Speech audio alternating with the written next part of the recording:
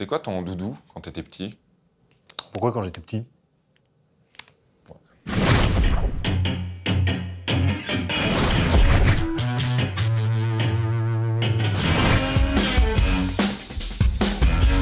La nostalgie a beau être devenue un business, et les années 80, une décennie régurgitée jusqu'à l'écœurement par une industrie de l'entertainment qui s'auto-digère à l'infini, il reste tout de même des projets qui lui redonnent ses lettres de noblesse. Disponible en VOD, voici non pas une série à tendance rétro, ni un film de science-fiction où on voit plus de néons violets et de baskets montantes que d'acteurs qui jouent, mais un documentaire réalisé par des vrais passionnés sur la genèse d'un des chocs culturels des années 80, les maîtres de l'univers. Ça s'appelle Powers of Grayskull, par le pouvoir du crâne ancestral, en français.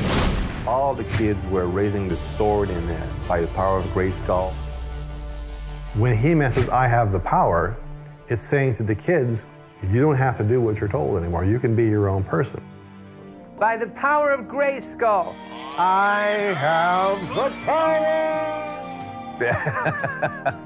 Yeah, he can do that stuff with his eyes does need closed. another take. Humans have a hunger for heroes. It's an idealized way of dealing with the real world.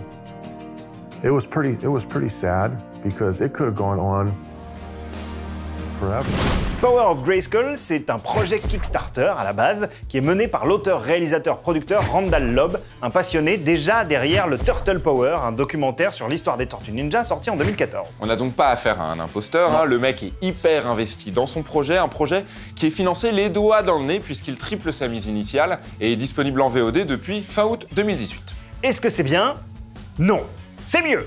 Power of Grayskull raconte en long et en large l'histoire que l'épisode de Netflix de Toys That Made Us n'avait pas eu le temps de développer totalement, se concentrant majoritairement sur les jouets. Ici, on parle évidemment de la mythique licence de jouets, mais aussi des comics, de la série animée, du film avec des intervenants aussi prestigieux que Frank Langella qui a incarné Skeletor face à Dolph Lundgren en 1985. The castle is secure, and we are closing in on the Thenorian as we speak. Yes, and He-Man. He continues to lead the resistance.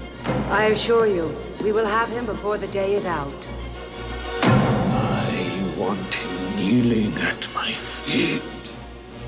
After all this time, Grayskull is ours. Ow!